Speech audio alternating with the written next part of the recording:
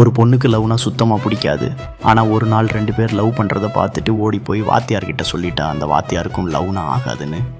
இது அவருக்கு அல்வா மாதிரி இருந்துச்சு. உடனே பசங்க பேரண்ட்ஸுக்கும் தகவல் போயிடுச்சு.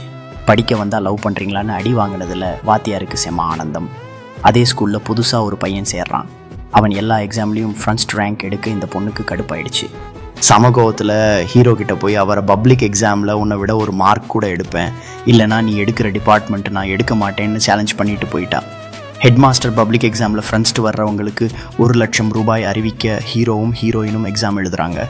இந்த வாட்டியும் பொண்ணு தான். ஃப்ரெண்ட்ஸ்ட் ரேங்க் ஊருக்கே கறி சாப்பாடு. ஃப்ரெண்ட்ஸ்ட் ரேங்க் எடுத்த சந்தோஷத்தில் பொண்ணு ஹீரோவுக்கு ஸ்வீட் கொடுக்க ஹீரோ புகழ்பெற்ற பெண்மணி புக் கொடுக்குறான். அடுத்த நாள் ஸ்கூலுக்கு வரும்போது ஹீரோ தன் ஃப்ரெண்டுக்கிட்ட நான் அந்த பொண்ணை லவ் பண்ணுறேன்னு சொல்கிறான். அவளுக்கு லவ்வே பிடிக்காதுன்னு ஃப்ரெண்டு கேட்க, அவளுக்கு என்ன பிடிக்கலன்னா பரவாயில்ல, எனக்கு அவளை பார்க்காம இருக்க முடியாது, அவளுக்காக மேக்ஸில் 10 மார்க் விட்டு கொடுத்தேன்னு சொல்கிறான். இது உண்மைதான், அவன் எப்போதும் 100க்கு 100 தான் எடுப்பான். அப்புறம் ஹீரோயின் ஹீரோ கிட்ட பேச போகிறா. உங்களுக்கு தான் என்ன பிடிக்காதேன்னு ஹீரோ கேட்க 2 பேருக்குமே லவ் ஓகே ஆயிடுச்சு.